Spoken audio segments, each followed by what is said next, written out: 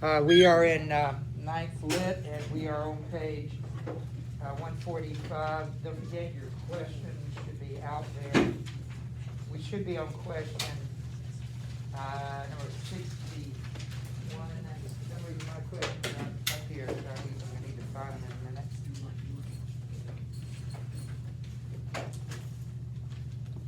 Give me a second, please, over here.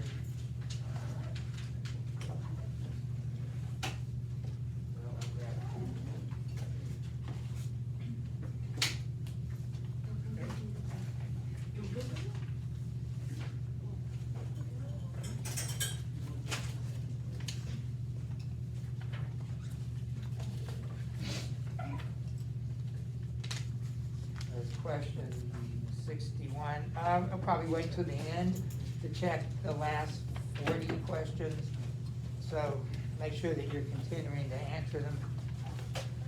We just read 179. Does anybody know, did we read that one? I wrote down that we did. What is it that I think it's question, 61. What does God ask Charlemagne, vice versa? What does Charlemagne ask God to do for him? Did we read that one? You know what he asked? To lengthen the day. We shortened, did we shorten it? Yeah, we kind of shortened the day Sunday when we turned the clocks back. Of course, we didn't do either one of them. We're talking about the daylight during the daytime. There's still the same amount of daylight. It's now, the way we measure it is a little different. But he has to actually turn the sun back, to stop the sun so that he has extra daylight. Well, doesn't the daylight, like the day get shorter? Yes, it does. As we get closer to winter, December 22nd, the shortest daylight of the year. Anybody ever lived in I'd quit, but Alaska, Canada? I'm just curious. They or visited there.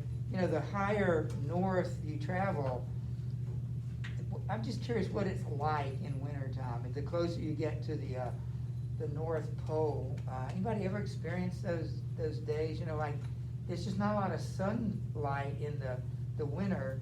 You have? Wait. I'm just saying, have any of you ever experienced life like north of the United States at any point visited? I've always been fascinated by the idea that it's like sunny all day long. It's not really bright sun, or it's dark most of the day, because of the sun. Well, do you know that what happens in the Bible? It's Joshua 10:12 through 14. Did we read that? Didn't I read that to you? Yes. Well, it's there. And remember, that's what God did for Joshua. It's a miracle. There are not that many miracles in the Bible. I mean, it's a miracle the sun comes up every day, but not really. By the technical definition of a miracle, I consider a miracle when you look at Jesus. Think about the miracles that he did, or the miracles that anybody did. Because you have them, Elijah and Elisha do miracles, perform miracles in the Old Testament. Of course, Jesus and some of the apostles. But how would you define a miracle? You ever seen one? Yeah. Magical thing that happens. What do you mean by magical? Because we know it's not by magic. Well, like supernatural coincidence, not coincidence. It appears, this is how I define it. A miracle is when there is no physical explanation for it. Like Jesus walks on water. First of all, I think that's the most interesting miracle, one of the most interesting miracles in the Bible. Walking on water. There are a lot of things he could have done. I mean, there's no physical it's impossible. The parting of the Red Sea, they talk about how the wind blows, and that's even a part of the test, but I don't think you can actually explain it away, that the wind causes the sea to open up. So feeding 5,000, you only had enough food there for one little boy with 2 fish, 5 loaves and a few fish. It was the other way around, but there's no way you can feed 5,000+ people with that. There's no way to explain it. And that's what I mean by a miracle. Why do you think God doesn't do more miracles like that? Like why aren't they more commonplace? Because we say there aren't any. I'm sure there are. I'm sure we still see them from time to time. But wonder why God doesn't do more. Like, wonder why He doesn't raise people from the dead. I mean, people kind of die, if you can kind of die, you know, but your heart stops beating for a few minutes, but they keep working on you and it comes back, so you're technically dead. But there's a physical explanation for that. You didn't really die like everybody else. You're dead, but you know, you're going to be dead a couple of minutes, they bring you back, yeah. Didn't in the Bible, when Jesus died, everybody rise from their graves? Yeah, they had people coming out of the graves.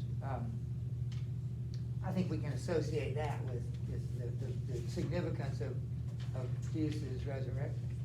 Anybody know why? Who made the laws of nature?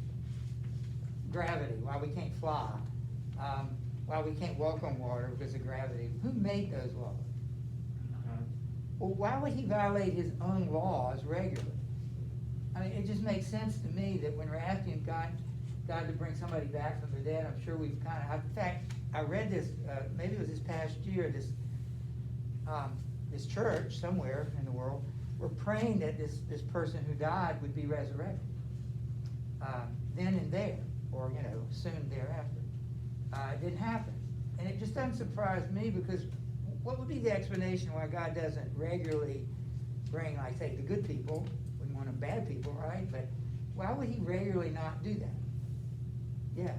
Well, if they were done all the time, then it would be a miracle. And if they were done all the time, people would learn that God would just do everything for them, and they would learn to have that trust. That's a good answer. You know, we can just say, in other words, it would be magic. What is magic? You control it. You know, you say, open sesame, or whatever. You rub a magic lamp, you know. I mean, magic is something men do and control and manipulate. Prayer is not that way at all. You don't control the living God. You certainly don't manipulate Him. So you're right. It wouldn't be miraculous if it happened regularly. And why would He violate His own laws? The law of gravity. It's a good law. He made it because it's good for the human body to live with gravity. Couldn't live on the moon. So why would He regularly violate that? He wouldn't. That's why He doesn't. We can only think of one time when Jesus walked on water that really the law of gravity is violated. And that was for a purpose at that moment for His disciples and for us. So I'm trying to think if I've ever witnessed, I mean, we say a miracle. If I've ever been around something that seemed miraculous, it's not technically a miracle. I keep thinking about that. That might be something worth writing about. But stopping the sun is impossible. It can't be done. That's why non-believers don't believe in the Bible, because they can't give a physical explanation for it. Therefore, it didn't happen. We believe it happened because the Word of God says it did, but we also recognize it doesn't happen very often. So we're not talking about a regular violation of it. So I don't know. I just think that's significant. I can imagine this would fit under the category of supernatural events in the book. You could guarantee on the test there's going to be a question, a short or 5 to 6 paragraph, sentence question, asking for an answer that's long about the supernatural things in the book. Can you think of sort of what types of supernatural things we've seen? Yeah. Well, Charlemagne had a sword that was given to him by angels. So angels, all the times you see angels, is he dead? Is he died yet? Yeah, he's dead, right? Isn't he? What happened when he died? That is, Roland. The angels come down and get him. What about those dreams? Who sent the dreams? Angels. The sword is from an angel. So that would be one major way. What happens, well, you're going to see more of this.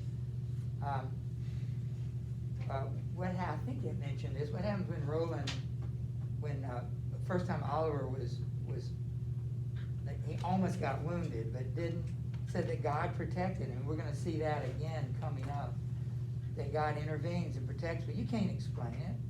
That's a miracle. You know, you can't explain why you didn't, you wanted to turn right, you would run right into a train or something. Why didn't you? You don't know why, it's just you didn't do it. And, you know, we really believe God had something to do with it. So these are examples of the supernatural. Why don't we start with somebody, anybody want to start? I'm always picking, we'll start with Davis and work our way around. This is number 180 on 145. Be prepared to write when we're done. Will? Water? Yeah. I mean, I don't have any. You have, Yeah. that fountain is not, you know, working. All right, Davis. Charlemagne wrought a wondrous work, and the sun stood still in the mid heaven. The Paynims flee, the French pursue them closely. They overtake them in the vale of Tenebrosa. Tenebrosa towards Saragossa. We having trouble? Not really, I just can't see very well. Okay, well, why don't, Zach, you wanna do it? I mean, can you do it? What, read it? Davis, can you read it? Oh, yeah. Okay, go ahead, read. And beat them broken with mighty strokes, they slay them in their going, cut their retreat off. By the highways and roadways, the river Ebro confronts them, swiftly flowing and very deep and most fiercely swollen. There is no barge, neither lighter nor Dramond. Termagant. No, I'm sorry. Keep going. Oh, in determination, Termagant invoking the Paynims plunge, but the gods take no notice. Those there armed in heavy helm and hauberk sink to the bottom in numbers, pass all nothing. Others drift downstream upon the current floating. Happiest is he who promptly gets his boat full. They are all drowned, welter most woeful. The French cry luckless, the day live on Roland. Now, this did not take long. Notice that on page 144 is when Naaman spots the Spanish army, and now, like two of these later, two lessays later, it's over. He gets his revenge. How does he get his revenge? How does he destroy the Saracen army? He chases them. So how do they die? Well, they do kill some of them themselves, but they chase them right into the water and they drown. I would call this ironic. Why is this form of death ironic? Yeah. Because they said earlier in the book that they had drowned, Ganelon did. Remember Ganelon's lie earlier in the story? All 400,000 were drowned. They got in a boat. They got in boats and they were leaving and they drowned. It was a absurd story, an absurd lie. But Charlemagne believed him. But here, that lie becomes a reality, and they actually do drown. Doesn't give any numbers. Who is Termagant? It's like their leader or something. No. Who are the three gods that the Saracens worshipped in the book? That's one. Muhammad. Apollyon. That's who it is. Apollion's named after Apollo, the Greek god. Muhammad is named after Muhammad, and Termagant is simply a name that I don't know that it associated with anything before, but it was one of the gods. The European Christians thought that the Spanish or the Muslims worshipped. So very ironic. Zach, how about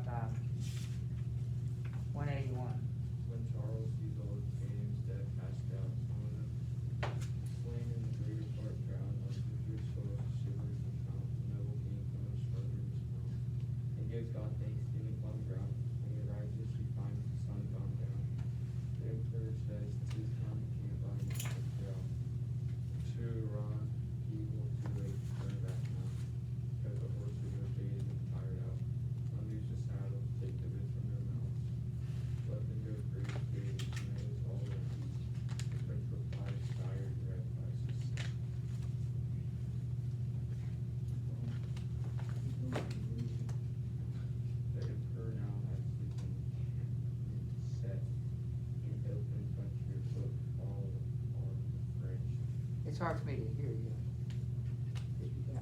I know we got these masks on. They freed their horses from saddle from belt, golden bridles they loosed from off their heads, and let them run where grass grows thick and fresh. That is as much as they can do for them. Whoso is weary has made the earth his bed, and for that night they post no sentinel. All right, thanks for reading all that.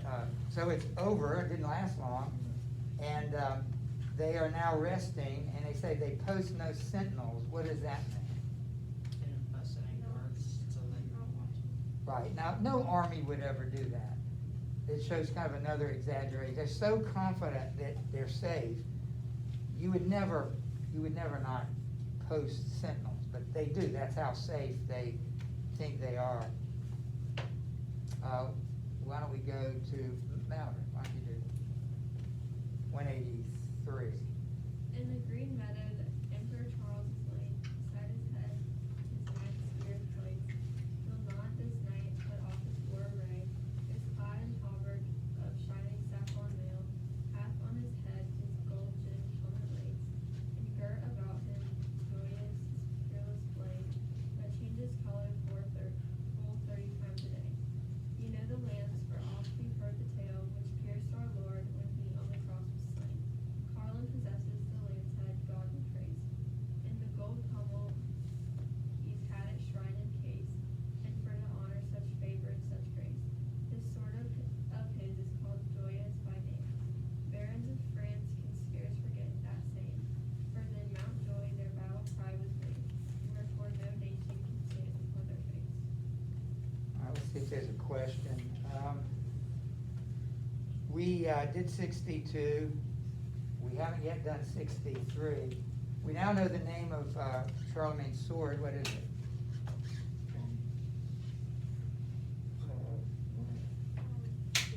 Joyous.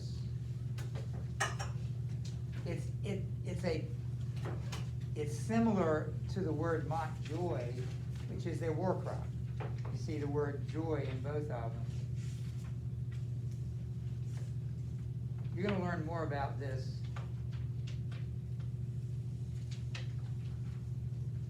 Oh, no, we already learned. What's special about the sword? Changes colors.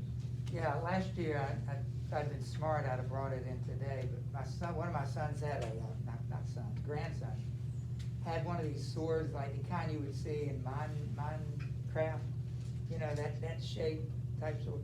Anyway, you turn a button and it changes colors, and last year I brought it because it was pretty cool. That's just a weird thing, isn't it? Wonder why that's in the book. A sword that's supernatural.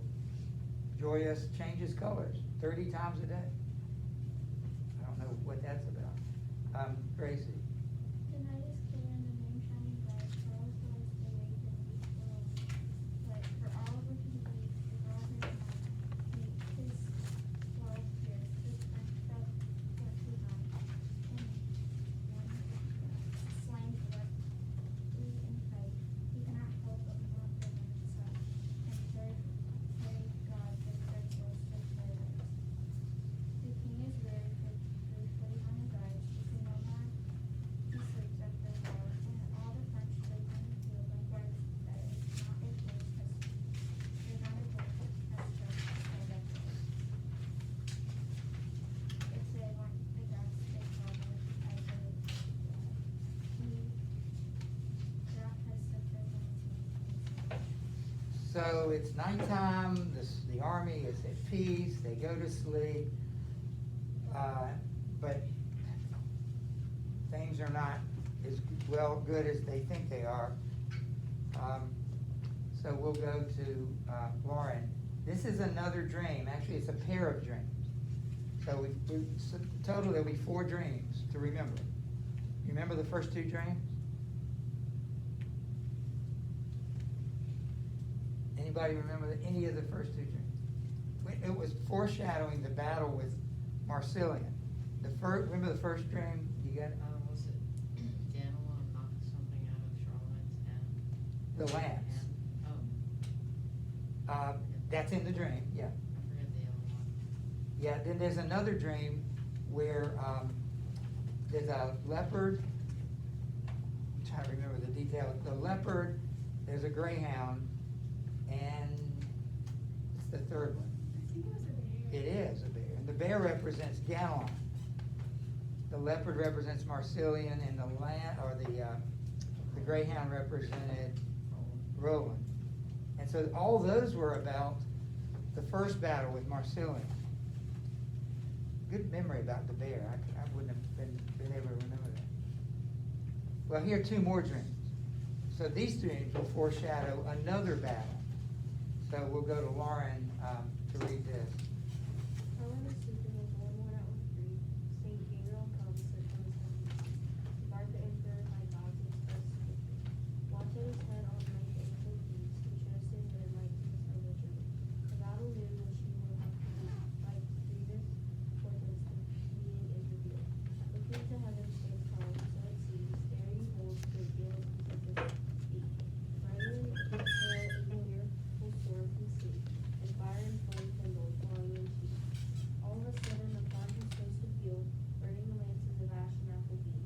In the golden crosses burning upon the shield, driving in thunder the shafts of their sharp spears. Splitting the halberds and the helmets of steel, in great distress he sees his chivalry.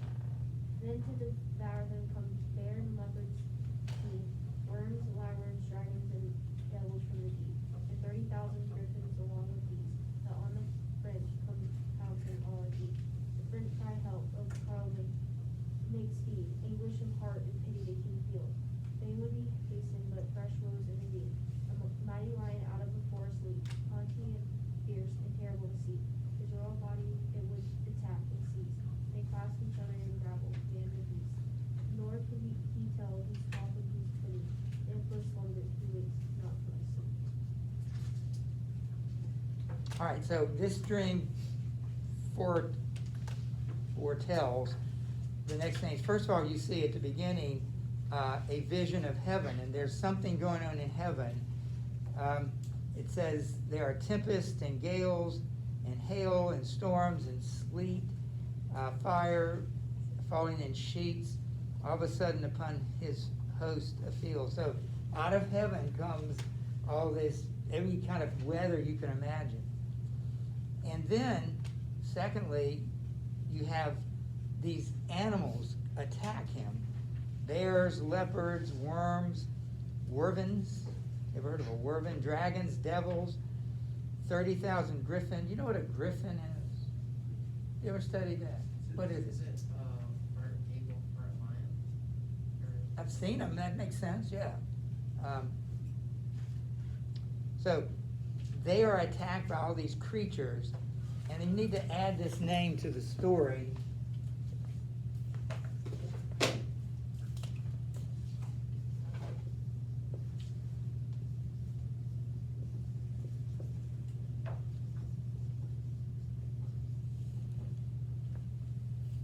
I'm sorry, I misspelled it. It should be an I there. That's one word, Valiant. Valiant is, he's an emir, that's a holy man, a leader in Islam.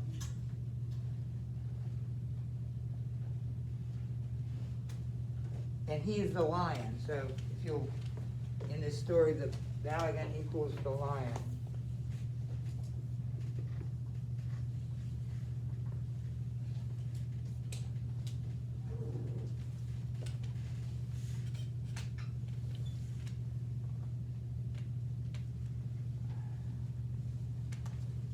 So kind of three components of that. You have the fire and storm from heaven.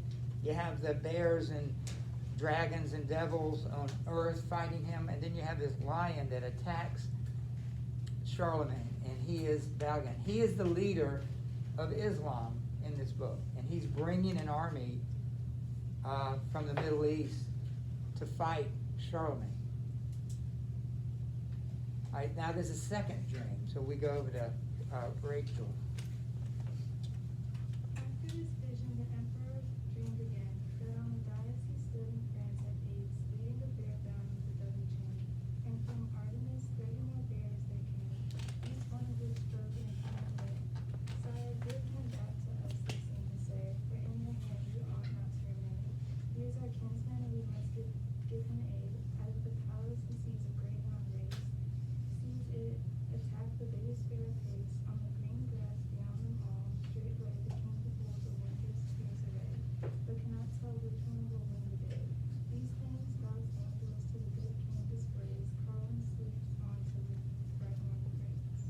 So there's three other characters that will appear at the end of the book. Ganelon will appear. What seems to be the animal that represents him? The bear. All right, so in this dream, there's a bear, and then there are 30 bears. I'll put in parentheses 30 bears. They're relatives.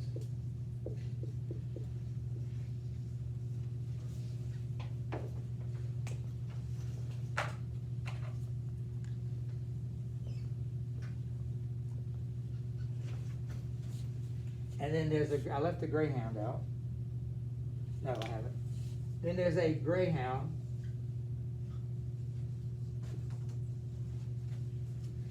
And then there's a bigger bear, the biggest bear.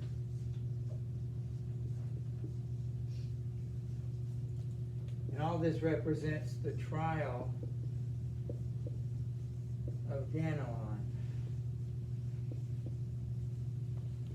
So the last episode of the story is the trial of Ganelon. After this battle with Balagan takes place, they go back to France, and Ganelon is put on trial, but it's a trial by combat. You ever heard of that?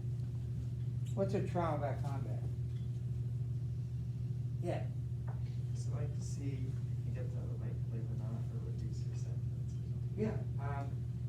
Any of you ever read Ivanhoe? Ever seen the old movie Ivanhoe? Anyway, that has a trial by combat. In other words, rather than having a jury going and determining by the evidence who's guilty and who's innocent, you get two champions, and they get out there, and whoever wins, each represents somebody. So they have this battle. Thierry represents Charlemagne, and Pinabel represents Ganelon. So the two will fight, and if Thierry wins, that means Charlemagne is right and Ganelon is guilty. If Pinabel wins, that means Ganelon is right and he gets to go free. And so there's this battle, and at this point, they don't know how it's going to end. All right, so that's dream number 2. And the last dream, you'll be glad to know. So we'll go to number 187, Mallory. Marcellus fled to Syracuse, the town. Then he hid all up in the shade of his mountains. Resigns his sword, his helm, his swing, and bow. On the green grass lies miserably down. His right hand is gone, and he must do without. For payment and loss of blood he falls in swoon. Before him comes Queen Brave. That's his wife. Circle that. We've seen her name once before. His spouse wails and laments and utters dismal songs. By 20,000 his followers stand around. They curse fair France and clap amazing out. Apollyon grow they made for in a row. With ugly insults they threaten him and shout. Aha, God, why must thou shame us now? Why let disaster fall this king of ours? The faithful servant and generous Lord art thou. They snatch away his scepter and his crown, by his hands hang him upon a column bound. And with this cudgel the deliver him in pound.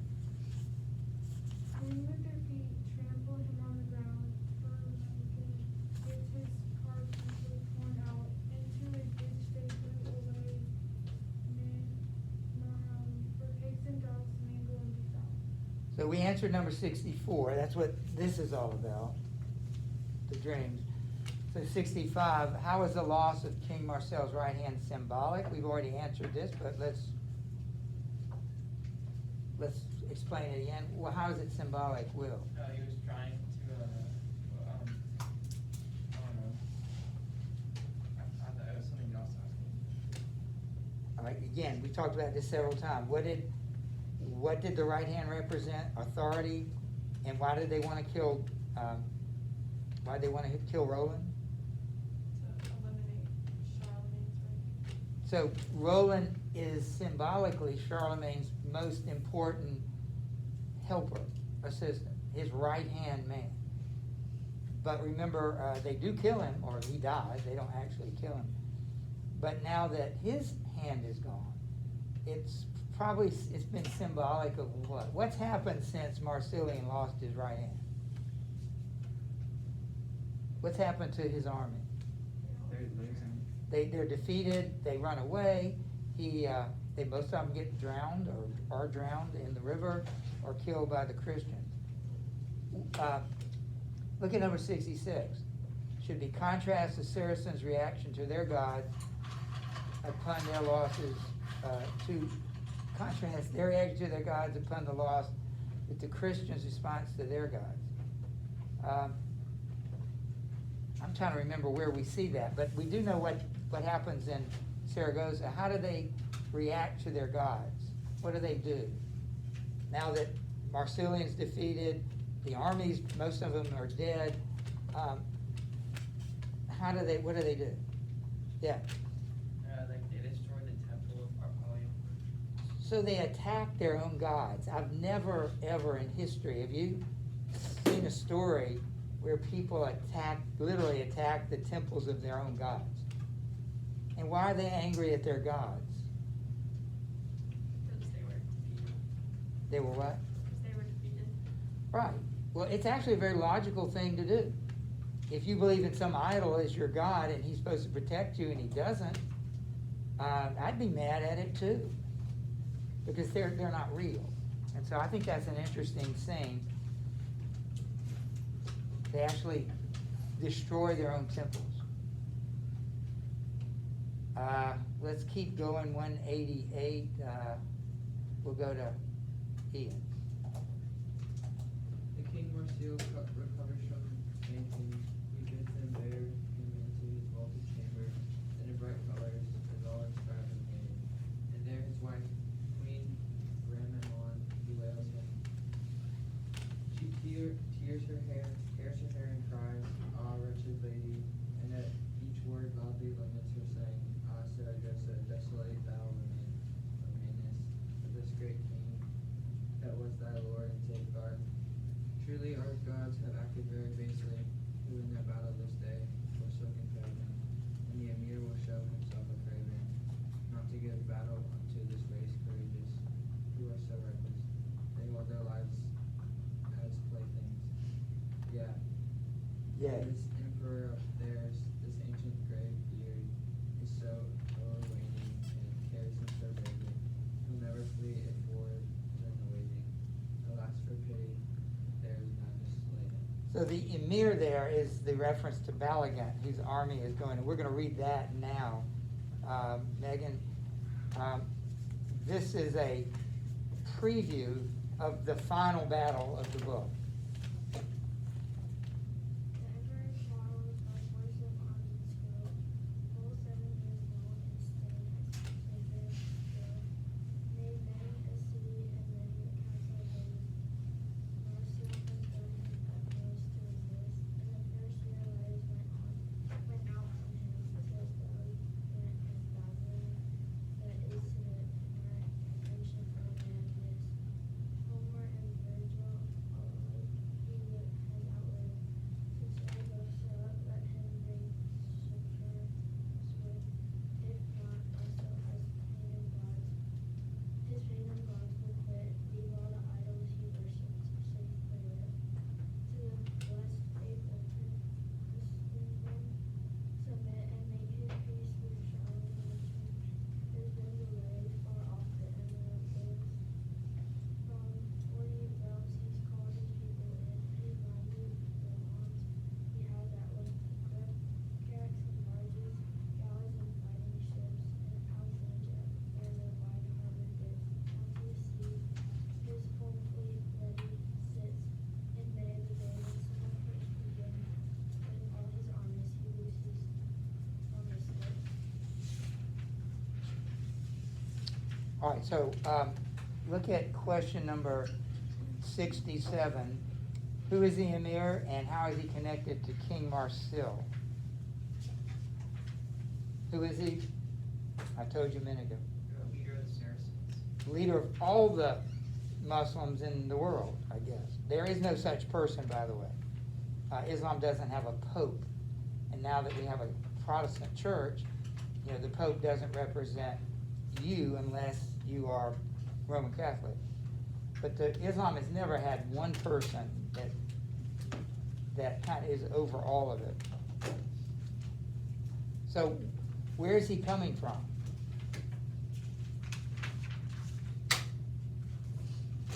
How is he? What's the connection between him and Marsilian? Will, Isn't he coming from Alexandria? which is, where is that?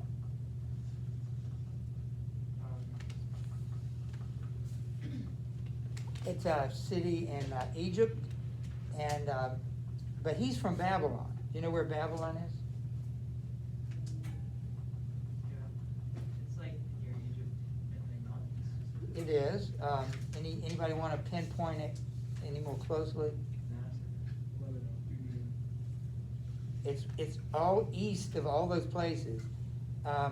Iraq, the country of Iraq, is really the seat, the major place of it's modern day Babylon. The Tigris and Euphrates rivers run, I believe, both through Baghdad. American soldiers have been there for 15 years almost. That is what used to be Babylon. And so that's where he's from. Yes. Wasn't Baghdad wasn't that the city the Muslims made the city? I don't know the history, but remember, Islam came about around 1500. I'm sorry, 500, not 1500, about 500 AD. The Babylonians were there about 500 BC, so about 1,000 years before Islam. So the Babylonians worshipped him. Remember, they were actually worshipped Nebuchadnezzar as a god. So let me just finish this up because I want you to write something. Marsilian sent letters to Balagan saying, I need help. Charlemagne's beaten me. That was 6 years ago. Or maybe even 7. I think it's 6. And so Balagan took 6 years to get an army and sail across the Mediterranean, and he now is arriving in Spain. And so he's going to fight Charlemagne, the last battle here. And so we will start Monday on page 152. Get out your journal. We wrote one yesterday.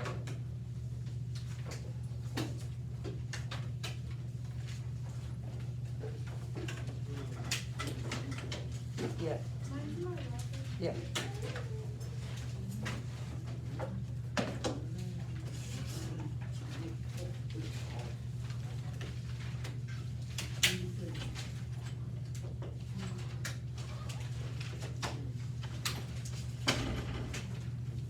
Okay, this will be journal number 17. Yesterday's was 16. I want you to, I'm going to go back to my original question about miracles. I'm going to ask you, we kind of defined it. That was my definition, but I think it's fairly accurate, but you don't have to like it. I want you to talk about miracles. Like, have you ever witnessed one that you would go so far as to say, that was miraculous, what I saw happen.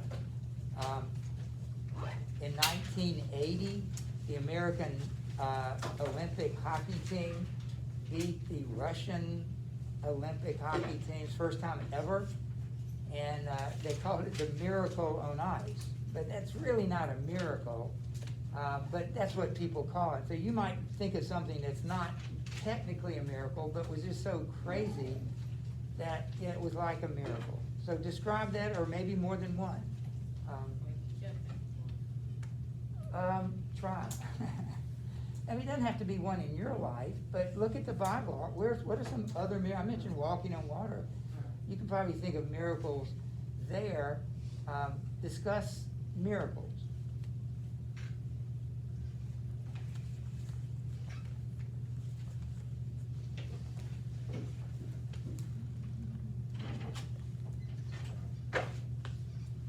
Definitely we'll finish this next week. I can see that happening. So we'll we'll start actually reviewing next week.